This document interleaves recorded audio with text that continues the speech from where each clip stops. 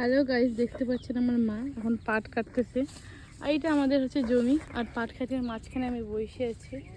কি করব, গরিব ঘরের মেয়ে আমি, সব কাজে করতে হবে। আর মা বাবাও করে, তার সঙ্গে সঙ্গে আমিও শিখি। বর্তমানে আমার বাবা বাড়িতে নেই, বাইরে গেছে, কারণ টাকা পয়সার অনেক দরকার। এই জন্য এখন আমার মা আর আমি থাকি। আর এখন পাট গাছ আমাদের, তারপরে জমিতে ধান গাড়া, আলের চাক কাটা সব করতে লাগে আমাদের। দেখো 1 ঘন্টা থেকে কাটতেছি, তাও এইটুকু কাটছি। অনেকটা জমিটা দেখো, কচুর গাছগুলো দেখতে পাচ্ছ, অতদূর পর্যন্ত কাটতে হবে, তাহলে একটু হয়ে যাবে অর্ধেকটা। আমার মতন মধ্যবিত্ত কারা আছে আমাকে বলে দেবেন, তোমরাও কি এরকম কাজ করো? আর এগুলো আমাকে বলতে ভালো লাগে আর দেখাতেও ভালো লাগে। এমন না যে আমি একটু কন্টেন্ট ক্রিয়েটর, আমাকে চিনে দেখে আমি বলবো না আমার বাপ মা কী করে বা আমি কী করি, আমি কেমনভাবে চলি। তোমরা সব থেকে আমার সব রকম ভিডিও দেখছো, খুবই সিম্পলভাবে থাকি আর সিম্পলভাবে কথাবার্তা করি তোমাদের সময়, সবসময় তোমাদেরকে দেখাই। ঠিক আছে, আশা করি তোমরা সবাই দেখছো আমার ব্যবহার জিনিসটা কেমন।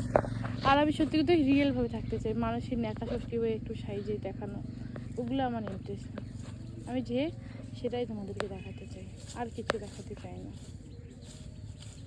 তো গাইস, শান্তি লাগতেছে, নিজের কাজ নিজে করতেছি।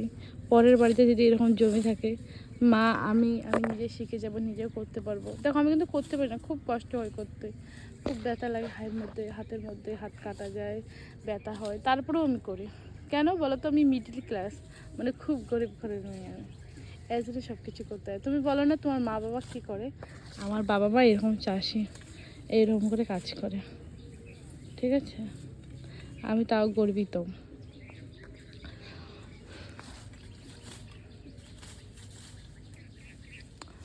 তো গাইস, আজকে খুবই গরমটা পড়ছে, আকাশটা নখতে ভালো নখতে খারাপ, ভগবানে জানে।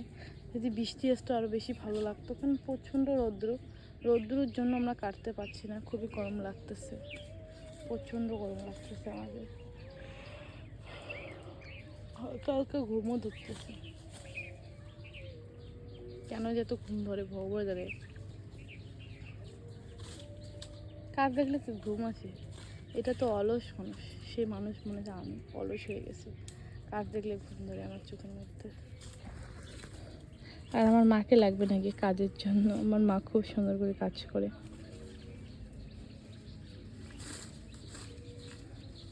কেমন লাগছে কাজ করতে? খুব ভালো। কত টাকা লাগবে 1000-এ? 500 টাকা দিয়ে আমি হাজিরা রেখে দিয়েছি। তোমার কি লাগবে এরকম হাজিরা 500 টাকা দিয়ে? লাগলে বলো আমাকে। তো গাইস, ভিডিওটা যদি ভালো লাগে লাইক করো, শেয়ার করো, আর বারবার ভালো থাকো, সুস্থ থাকো, এটাই বলবো।